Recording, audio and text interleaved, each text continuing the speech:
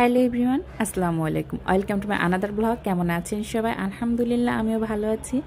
আর এই ব্লগটা আপনাদের সাথে শেয়ার করব অনেক দিন ধরে ভাবছি, কিন্তু এডিট করার অভাবে হয়নি ওইভাবে।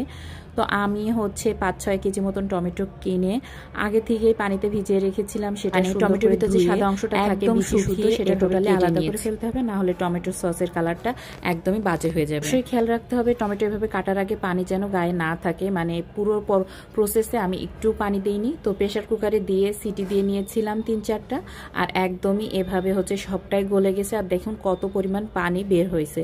তো যাই হোক, এই জন্য আর কি পানি দেওয়াই যাবে না এই সসটাতে, মানে একদমই না।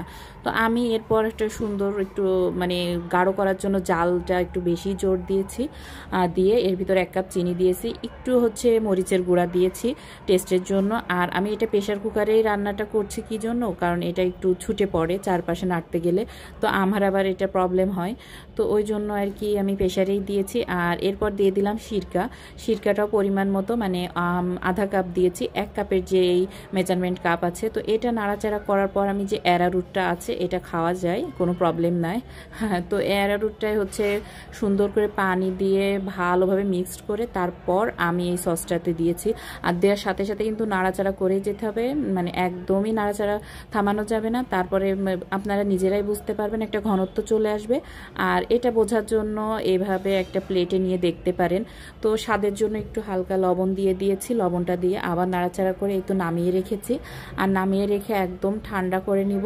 তারপরে বিভিন্ন প্রকার কৌটা, বাসায় যেমন বাসায় কৌটাগুলো থাকে, আমি কাঁচের কৌটাতে সংরক্ষণ। আর চকোক্লেক্সের যে কৌটাগুলো ছিল, সেটাতে কফির কৌটা ছিল। সব কিছুতে ঢেলে নেওয়ার পর আপনাদের তো দেখাচ্ছি কালারটা যেমন হয়েছে, একদম টেস্টটাও ঠিক সেরকমই সুন্দর হয়েছে।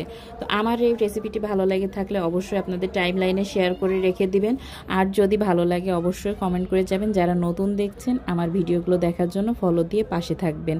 আর আমার এই রেসিপিটা কে কে বাসায় ট্রাই করলেন অবশ্যই কিন্তু শেয়ার করবেন। সবাইকে শুভরাত্রি।